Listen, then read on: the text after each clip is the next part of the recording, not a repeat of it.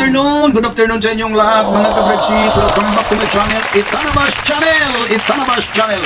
Then si Itanabas nandito naman, may panibago na naman tayong video mga kabretsis upang ibahagi na naman natin ang salita ng Diyos, ang kahalagahan ng salita ng Diyos sa inyo mga kabretsis. At salamat sa mga loyal na mga subscribers talaga na hindi talaga ako iniwan, hindi talaga sila nag-unsubscribe. Salamat sa inyo at ang Diyos po'y ang siyang magpapala sa buhay ninyo at ingatan kayo palagi sa inyong mga buhay, mga loyal subscribers.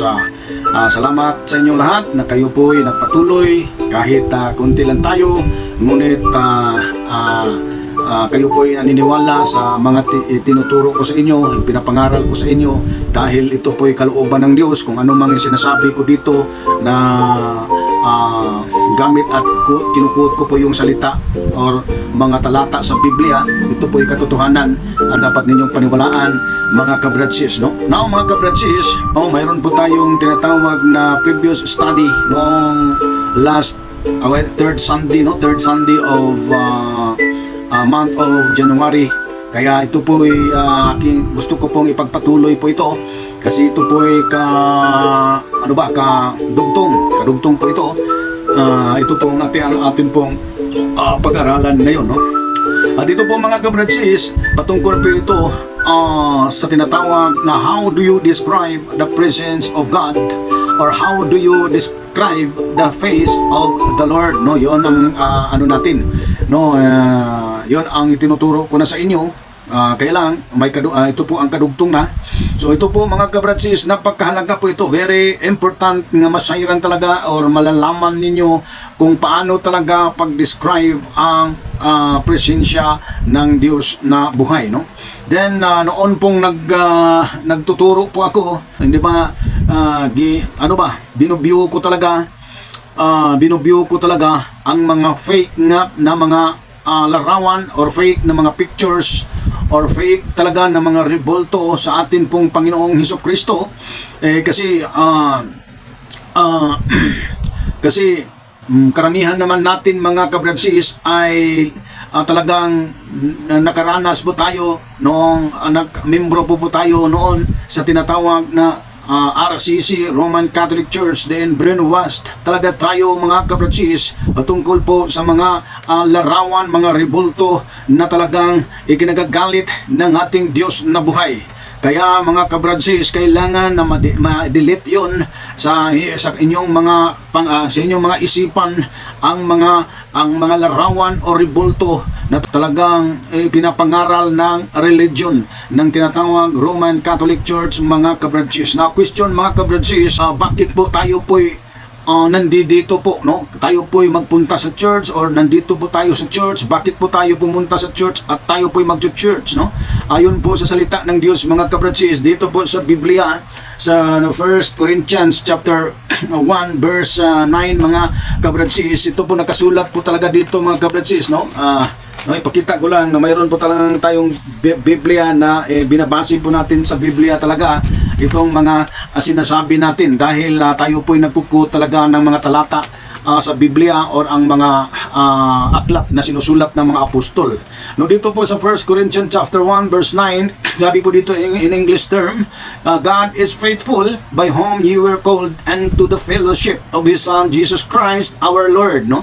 So mga kabratsis, si Jesus Christ po talaga mga kabratsis ay talagang dito po kasama sa atin pong pagtitipon. Ito po ang talagang malinaw at maliwanag po dito sa talatang verse 9 talaga na kasama natin ang ating Panginoong Hesus sa atin pong pagtitipon. Dahil po lahat po tayo po ay tinatawag ng Diyos Ama, no? God is faithful by whom you were called. Tayo po ay tinatawag unto the fellowship, no? Doon po sa pagtitipon kasama ang kanyang anak na si Hesukristo ang ating Panginoon. Now mga kabratsis, ang Diyos sa Biblia po mga kabratsis, ang Diyos po talaga sa Bible, ang Jesus Christ po talaga sa Biblia mga kabratsis, iyaong talagang buhay na buhay at makapangyarihang Diyos. Ang buhay at makapangyarihan na Hesukristo, ang buhay at makapangyarihang Diyos mga kabratsis, hindi po ito rebulto, hindi po sila larawan, no? Now, Paano ba natin pang-describe mga kabradsis ang Diyos? Paano natin i-describe mga kabradsis si Jesus, no? Number one mga kabradsis, ito po kailangan natin pong matutunan, kailangan po natin pong malalaman mga kabradsis na ang atin pong Diyos na buhay na makapangyarihan, si Jesus Christ na buhay na makapangyarihan, ito po hindi po talaga ribulto at hindi po larawan, no? Number one mga kabradsis, paano natin sila ma-describe? Ito pong pagka-encounter ni Moises sa Diyos. Dito po atin pong masumpungan kung ano talaga ang Diyos na makapangyarihan at ano talaga ang Jesus Christ na makapangyarihan dito po sa Biblia. Ang Biblia po ay makapangyarihan po itong magturo sa atin at tayo po ay talagang iligtas po tayo galing sa yung mga kasinungalingang aral, mga kabradsis. Dito po mga kabradsis, mababasa natin sa Exodus chapter 3 verse 2 up to 6 mga kabradsis. Nababasahin ko dito mga kabradsis sa Bibliang Tagalog. Sabi po dito, doon ang anghel ng Panginoon ay napakita sa kanya, parang ningas sa gitna ng isang mababang punong kahoy. Kitang-kita ni Moses na nagliliyab ito ngunit hindi nasusunog. Kaya nasabi niya sa kanyang sarili, katakataka ito. Tingnan ko ngang mabuti kung bakit di nasusunog gayong nagliliyab. Verse 4, nang lalapit na si Moises, tinawag siya ni Yahweh bungad sa nagliliyab na punong kahoy. Moises, Moises, ano po yun? Sagot niya, sinabi ng Diyos, huwag kang lumapit. Hubarin mo ang iyong sandalyas sapagkat banal na dako ang kinatatayuan mo. Verse 6, ako ang Diyos ng iyong mga magulang ama nina Abraham, Isaac at Jacob. Tinagpa ni Moises ang kanyang mukha sapagkat natatakot siyang tumingin sa Diyos. Ito ang salita ng Diyos mga kabradsis, no? Pagpalain nawa kayong mga nakikinig at manunood. Salita po ito ng Diyos, banal na salita ng Diyos. Now mga kabradsis, ano po ang katanungan po dito? Ano po itong sinasabing mababang punong kahoy? No, sa Bisaya po ito tinatawag po ito na sapinit. Sa English po mga kabradsis, tinatawag po ito na bush. Itong bush mga kabradsis ay nangangahulugan smaller than a tree and many branches. So ibig sabihin pa pala mga kabradsis, ito pa palang bush mga kabradsis, ito po ay maliliit na klaseng kahoy, tapos ang marami pa palang mga sanga, many branches, no? Then nais ko pong ipakita sa inyo itong sapinit or mababang punong kahoy or bush mga kabradsis para mayroon po tayong idea at hindi po tayo mahirapang mag-isip, no? Kung ano talaga, paano natin ma-describe itong tinatawag na bush. Ito po mga kabradsis, yan. Yun ang picture mga kabradsis sa tinatawag na sapinit bush. Is smaller than a tree and many branches, no? Parang parang kung sa Cebuano pa, misitas, no? Yan, no? Yon ang sapinit, yon ang mababang punong kahoy. Okay mga kabradsis? Now, kung tingnan po natin mga kabradsis, kung atin pong tingnan at unawain itong verse 2, ito po si Moses mga kabradsis, siya po'y parang, may nakita siyang anghel. Ang anghel mga kabradsis na nagpakita kay Moses ay parang ningas sa gitna ng isang mababang punong kahoy, no? Kitang-kita ni Moises na nagliliyab ito ngunit hindi nasusunog. So ito pa pala mga kabradsis, unang nangyari pa pala mga kabradsis, in a distance mga kabradsis, nakita ni Moses isang anghel na parang ningas. Parang ningas daw ang anghel, nasa kalagitnaan, nasa gitna ng mababang punong kahoy. Tapos, nang nasa gitna na itong parang ningas na anghel mga kabradsis, ang nangyari ito, ang mababang punong kahoy nagliliyab. No? Nagliliyab daw ang mababang punong kahoy. Talagang nag-flame talaga, nagliliyab ng apoy mga kabradsis. Kaya lang katakataka daw sabi ni Moises, dahil ang mababang punong kahoy hindi daw nasusunog. Kaya nang napansin niya bakit hindi nasusunog daw ang mababang punong kahoy, no? Hindi daw nasusunog, kaya nasabi sa kanyang sarili sa verse 3 mga kabradsis. Sabi po dito, kaya nasabi niya sa kanyang sarili, katakataka ito, tingnan ko ngang mabuti kung bakit di nasusunog gayong nagliliyab. Kaya very wonder for Moses mga kabradsis, no? Kasi hindi nasusunog talaga ang mababang punong kahoy, nagliliyab na nga, tapos hindi naman lang nasusunog, kaya siya po'y kanyang pinuntahan ang nagliliyab na mababang punong kahoy, no? Kanyang pong pinuntahan at tiningnan daw mabuti ang hindi nasusunog gayong nagliliyab. Nang lalapit na si Moises mga kabradsis sa verse 4, nang lalapit na si Moises, tinawag siya ni Yahweh. No? Sinong tumawag sa kanya mga kabradsis? Si Yahweh. So meaning ang Diyos, ang Panginoon. Buhat sa nagliliyab na punong kahoy. So galing po sa nagliliyab na punong kahoy, buhat sa nagliliyab na punong kahoy. So ang boses po ni Yahweh mga kabradsis ay dyan galing po sa nagliliyab ng punong kahoy na nagsabi, Moises, Moises. Ang sagot pa naman ni Moises, ano po yun? Sagot niya, verse 5 mga kabradsis, sinabi ng Diyos, huwag kang lumapit. Humarin mo ang iyong sandalyas sapagkat banal na dako ang kinakatayuan mo. Tapos verse 6, ako ang Diyos ng inyong mga magulang ni na Abraham, Isaac at Jacob. Tinakpan ni Moises ang kanyang mukha pagkat natatakot siyang tumingin sa Diyos. No? Atin pong maunawaan mga kabradsis. No? Talagang nagliliyab na punong kahoy, doon po galing ang boses na tumawag kay Moses. Tapos, yung busis na tumawag kay Moses, nagpakilala siya na sabi niya, ako ang Diyos sa iyong mga magulang, ako ang Diyos ni Abraham, ako ang Diyos ni Isaac, ako ang Diyos ni Jacob. So siya pa pala ang Diyos mga kabradsis. So atin pong napakalinaw, napakaliwanag talaga mga kabradsis na ang Diyos po na na-encounter po ni Moses doon po sa Horeb mga kabradsis ay talagang hindi po rebulto. Hindi po larawan, hindi po anong mukha siya, kundi siya po'y boses ang narinig ni Moises galing po sa nagliliyab na mababang punong kahoy talaga mga kabradsis. Di ba? So kailangan po din mga kabradsis, hindi po natin ma-misinterpret. Kailangan po na unawain, hindi po ang nagliliyab na apoy, nagliliyab na mababang punong kahoy ang sasambahin mo. Hindi po yan. At saka hindi po punong kahoy na nagliliyab. Tapos hindi din anghel mga kabradsis.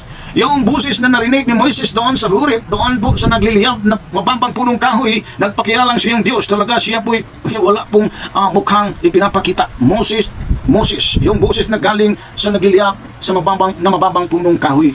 Ito po nagpapatunay na ang Diyos po wala po talagang hindi po talaga larawan, hindi po talaga siya rebulto mga kabradsis. No? Ito po ang pagka-encounter ni Moises sa Diyos talaga sa Biblia. Dahil ang Diyos sa Biblia ay siya po hindi po rebulto at hindi po siya larawan. Ito po ay nagpapatunay na makapangyarihan, buhay na Diyos talaga ang Diyos na nasa Biblia. Diyos na tagapaglikha sa lahat, Diyos na tagapaglikha sa lahat ng may buhay ng tao. Kaya huwag po tayong magkamali pag tayo po'y sumamba, pag tayo po'y mag-describe ng Diyos. No? Tandaan mo, no? Yung nagliliyab, hindi yun ang Diyos at hindi yun mukha ng Diyos. No? Doon lang galing ang busis ng Diyos na hindi mo makikita mga kabradsis. No? Ito po, mayroon po tayong katanungan mga kabradsis. Saan siya at ano nga ba ang Diyos? Dito po mga kabradsis, sa atin pong mababasa dito po sa 1 Timothy chapter 6 verse 15. Talagang sigurado klaruhin po natin mga kabradsis. No? I would like to explain and clarify this verse written by Apostle Paul to Timothy. That Apostle Paul said to Timothy, 1 Timothy chapter 6 verse 15. Sabi po dito, sa takdang panahon siya ay ihahayag ng mapagpalang Diyos, ang makapangyarihang hari ng mga hari at Panginoon ng mga Panginoon. Siya lamang ang walang kamatayan, ang nananahan sa liwanag na di matitigan. Hindi siya nakita o makikita ni numan. Sa kanya ang karangalan at ang walang hanggang kapangyarihan. Amen. Yun mga kabradsis. Bakit nga ba ang Diyos? O saan kaya ang Diyos? O ano ba ang Diyos? Ano nga ba ang Diyos? Ang sagot po mga kabradsis, ito dito po sa Biblia. Tandaan natin, dito pong sinasabi sa verse 15, this is about Jesus Christ. No? Ito pong hari sa mga hari, Panginoon sa mga Panginoon, ang Panginoong Jesus po talaga ito mga kabradsis. Ang Panginoong Jesus po ito. At dito po sa verse 16, sabi po dito, siya lamang ang walang kamatayan, ang nananahan sa liwanag na di matitigan. Ang sabi po dito mga kabradsis, siya daw ang walang kamatayan. Diyos na walang kamatayan. No? Siya lang lamang ang walang kamatayan at nananaan sa liwanag. So siya po'y nakatira o nananaan talaga siya sa liwanag. Na, yun pa pala ang Diyos. Saan ba ang Diyos? Nananahan siya sa liwanag. Ha? At ano nga ba ang Diyos? Talagang ang Diyos po'y hindi daw matitigan ang Diyos. No? Particular, hindi po matitigan ang Diyos, particular po sa ating Panginoong Hesus. Sa kaniyang status ngayon, hindi po talaga sa kaniyang pagka-Diyos, hindi po siya matitigan. Nananahan siya sa liwanag at hindi siya matitigan. At sabi pa dito mga kabradsis, na hindi siya nakita at hindi siya makikita kanino man. Yun talaga mga kabradsis. Yun talaga ang kalagayan ng Diyos mga kabradsis. Hindi siya talaga makikita ng tao. No? Yun ang Diyos. Talagang kailangan paano natin pag-describe, imagine ang ating Panginoong Hesus sa kanyang status, sa kanyang estado ngayon sa pagka-Diyos. Hindi siya malapitan, hindi siya matitigan, nananahan siya, doon siya nakatira sa liwanag, no? Napaka-liwanag, at hindi talaga siya nakita at hindi makikita ni numan o sinumang tao talaga, hindi talaga makikita ang ating Panginoong Hesus o ang ating Diyos, mga kabransis. Kaya yun talaga, yun ang hindi rebulto. Kaya yung mga taong sumamba ng mga Diyos-Diyosan, rebulto, anumang klaseng larawan, talagang malaking kamalian at malaki talaga yung kabalastugan, kalapastangan sa paningin ng ating Diyos. It is a very abomination in the sight of the Lord, mga kabransis. Kaya mga kabransis, huwag kayong magpaluko sa mga ngaral na mga sinungaling. Dito talaga ang Biblia, tuturuan ka. No? Paano natin hindi makikita ang Diyos? Di ba? Kaya yung nakikita ni Moses doon, na nagliliyab na mapapagpunong kahoy sa kanya pong pagka-encounter sa Diyos, Moses ang narinig. Kaya yun ang estado ng Diyos, mga kabransis. Bakit, mga kabransis? Tandaan ninyo, mga kabransis, remember that God is called omnipotent. He is omnipotent God, wonderful God, and infinite God. Tandaan natin yun. Number 2, mga kabransis, paano natin ma-describe o i-describe, i-imagine ang presensya si Diyos or ang the face of the Lord, how we describe the presence of God and how do we describe the face of the Lord. Number 2, ito po ang pagka-encounter ni John Apostol, ni Apostol Juan, mga kabransis, dito po sa Revelation chapter 1 verse 9. Then talon po tayo sa 13 hanggang 16. Babasahin po natin, mga kabransis. Ito: ako'y si Juan, ang inyong kapatid, nakasama ninyo sa paghihirap, paghahari at pagtitiis dahil sa pakikipag-isa kay Jesus. Itinapon ako sa pulo ng Patmos sapagkat ipinangaral ko ang salita ng Diyos at ang katotohanang inihayag ni Jesus. At talon po sa versikulo 13, mga kabransis, sabi po dito: nakatayo sa gitna ng mga ito ang isang animoy lalaki, nakadamit ng abot sakong, at may pamigkis na ginto sa kaniyang dibdib, kasing puti ng bulak o ng nibe. Ang kanyang buhok at nagniningas ng parang apoy ang kanyang mga mata. Kumikinang ang kanyang mga paa na parang tanso. Dinalisay sa pugon at pinakintap. Animo ugong ng tubig ng isang malaking talon. Ang kanyang tinik. May hawak siyang gintong bituin sa kanyang kamay. At lumalabas sa kanyang bibig ang isang matalas na taba na dalawa ang talim. Ang kanyang mukha ay nakasisilaw na tulad ng araw sa katanghalian. Sa pagkakita ako sa kanya, para akong patay na nalugmok sa paanan niya. Ngunit ipinatong niya sa akin ng kanyang kanang kamay at sinabi, huwag kang matakot. Ako ang simula at ang wakas. Iyan, mga kabransis. Dito po, mga kabransis, sa verse 9, dito po nag-introduce po dito si Juan sa kanyang sarili. Naku po si Juan, no? Nag-introduce si Juan sa kanyang sarili. Tapos, dito po sa versikulo 13, nakita ni Juan ang tinatawag na one like unto the Son of Man. Ang tanong natin, ano ba ang anak ng tao? Or what is Son of Man? Kailangan po natin maunawaan muna. Ito pong Son of Man, mga kabransis, signifies both humanity and divinity used by Jesus Christ Himself to refer to His own humanity and also His divine mission and authority. No? Yon, mga kabransis, ang tinatawag Son of Man. No?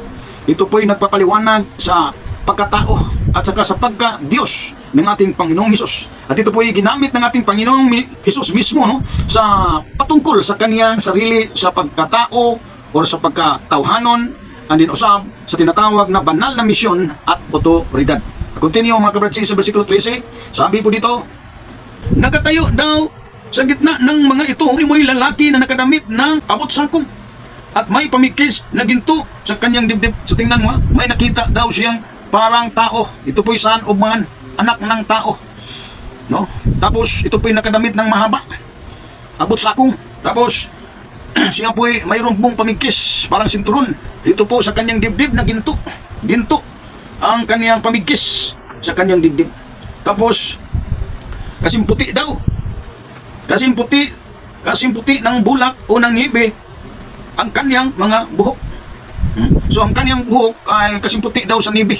parang maputing balhibos karnero or sa tinatawag na snow, no? Tapos nagniningas parang apoy ang kanyang mga mata, mga kabransis. So ang kanyang mga mata, mga kabransis, talagang nagniningas, nagdilaap, nakalayo, nagniningas na apoy. Yung tingnan mo, imaginin mo yung mata, nagniningas na apoy, no? Apoy na nagniningas ang kanyang mata, or nagniningas na apoy. O tingnan mo yung mata. Tapos kung may kinaang ang kanyang mga paa na parang tansong dinalisay sa pugon at pinakintap. Tingnan mo, yung kanyang paa para daw tanso. So, parang brass, parang bronze, no? Na dinalisay daw. Kumbaga, dinalisay, parang gisunog sa pugon at pinakintap, pinakintap talaga ang kanyang paa. Parang tansong dinalisay sa pugon at pinakintap. Ani mo ugong ng tubig ng isang malalaking talon ang kanyang tinig.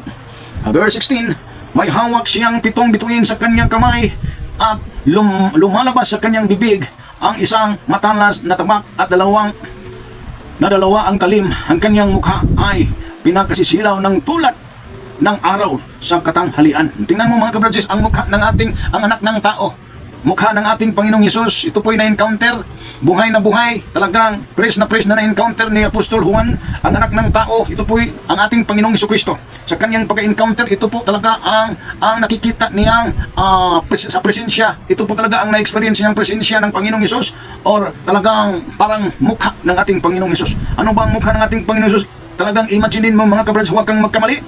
Tingnan mo mga kabrads, ang kanya daw mukha nakasisilaw na tulad ng araw sa katanghalian. Silaw, masilaw talaga, nakakasilaw tulad ng araw ng katanghalian. Ang mukha ng ating Panginoon tulad ng araw ng katanghalian. Pinakatanghali, udto talaga. Sabi dito, nakakasilaw na tulad ng araw sa katanghalian. Imaginin mo ang mukha ng ating Panginoong Hesus. Liban ng kanyang mukha nakakasilaw tulad ng araw ng katanghalian, pag tumingin ka sa araw during tanghali, during alas 12 ng tanghali, titigan mo yung araw, napakalakas ang ilaw, silaw mga kabransis, hindi mo talaga matitigan ang silaw ng araw sa katanghalian. Napakalakas talaga ang silaw ng katanghalian. Yon talaga ang mukha ng ating Panginoon, tulad ng nakakasilaw ng araw ng katanghalian.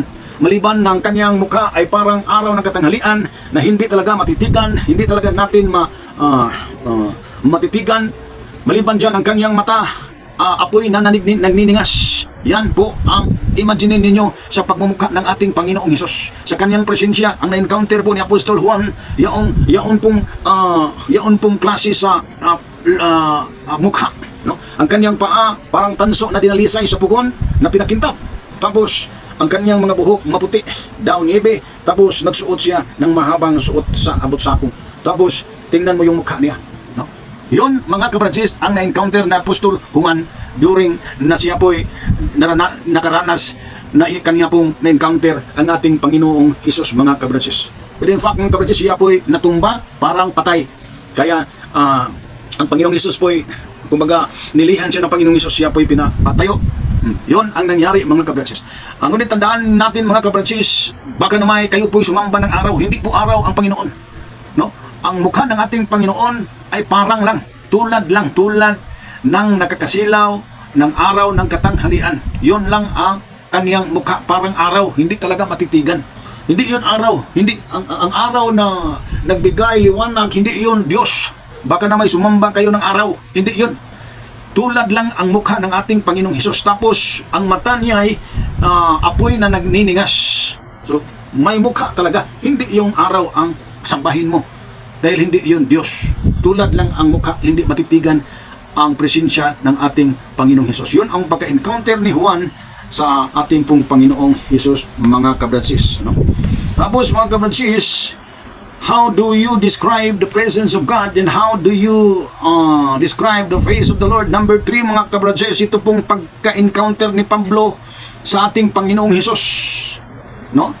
Ganon din si Paul, Apostle Paul, mga kabransis, kanyang na-encounter talaga ang ating ding Panginoong Hesus, no?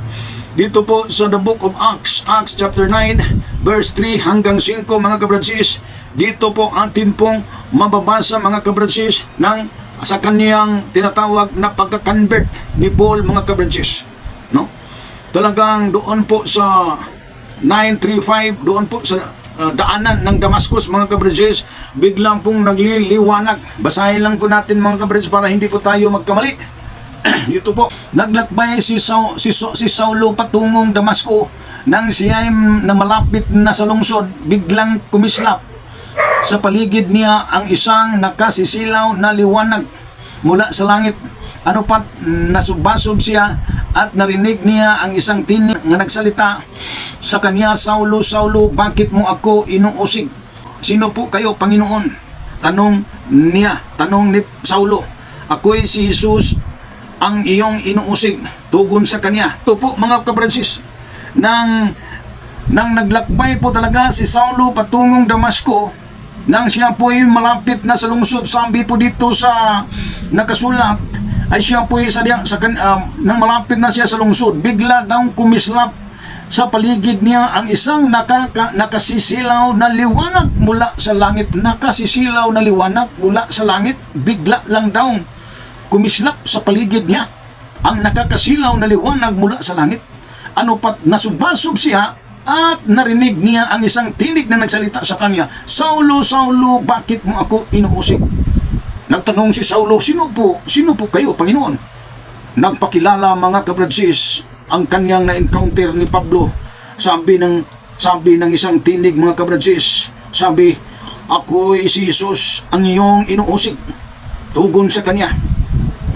Nagpakilala ang ating Panginoong Hesus kay Saulo na ako'y si Jesus na iyong inuusig. Yun ang sabi ng Panginoong Hesus. Ngunit ang nakikita at ang napansin lamang ni Saulo, mga kabradsis, yung kumislap sa paligid niya na nakasisilaw na liwanag, tapos siya po'y natumba, siya po'y nasubasok. Tapos yung napansin ni kasi nabulag dito si Saulo, bulag na po siya nang kanyang na-experience, na-encounter ang Panginoong Hesus, mismo ang Panginoong Hesus. Ngunit ang pansin at nakita lamang ni Saulo, mga kabradsis, yung napagkasilaw na liwanag. Yun. Tapos tumba siya po'y nabulag. Ang sabi naman sa tinig, Saulo, Saulo, bakit niyo ako inuusig? Nagtanong si Saulo, sino po kayo, Panginoon? Ang sagot, ako'y si Jesus na inuusig mo. Iyon ang sagot. Panginoon mismong Jesus ang nagsabi doon po kay Saulo na ako'y inuusig mo. Ngunit ang inuusig po ni Saulo talaga, ang actual na pinipersecute niya, yaong mga banal, yaong mga alagad niya. Pag inuusig mo yung mga alagad ng Panginoong Jesus, ay para na rin inuusig ni mong Panginoong Jesus tulad ni Saulo. Kaya dito, mga kabradsis, matutunan natin na ang na-encounter po ang mga kabradsis ni Saulo sa kanya pong pagka-encounter, sa kanya pong pagka-convert into Christianity, ay ito pong napakasilaw na liwanag, tapos siya po'y nasubasog. Yun, mga kabradsis, ito pala'y ang ating Panginoong Hesus. Hindi ribulto, hindi larawan, at hindi po talaga Diyos-Diyosan. Ang Panginoong Hesus, ang napansin sa isang apostol, isang nakakasilaw na liwanag, mga kabradsis. Kaya dito, mga kabradsis, talagang i-delete ninyo sa inyong mga puso't isipan ang mga larawan o rebolto, mga larawan na talagang binibrinwas sa inyo, lalo na kayong mga membro ng isang relihiyon, binibrinwas kayo sa inyong relihiyon, kaya kailangan na kayong gumising dahil napakalaking kasalanan yan at napakalaking mali yung ginagawa ninyo, mga kabradsis. Dito po, last po talaga na passage of the scriptures, I would like to read it and I would like to explain not too much here in Deuteronomy chapter 4, 15 to 16. Nang kayo'y kausapin ni Yahweh mula sa apoy sa Horeb, wala kayong nakitang anyo. So wala talagang larawan, walang rebulto, walang anumang mukha. Verse 16, kaya kaiingat kayo, huwag kayong gagawa ng anumang larawan upang sambahin, maging kawangis ng tao. Yun, mga kabradsis. Nang nagpakita ang Panginoon sa mga Israelita doon po sa Mount of Sinai, doon po sa apoy sa Horeb po, nagpakita po talaga, nang kinausap po talaga ang mga Israelita ni Yahweh mula sa apoy sa Horeb, wala daw nakikitang anyo. Yun ang sabi ni Moses. Kaya ingat kayo, huwag daw kayong gagawa ng anumang larawan upang sambahin, maging kawangis ng tao.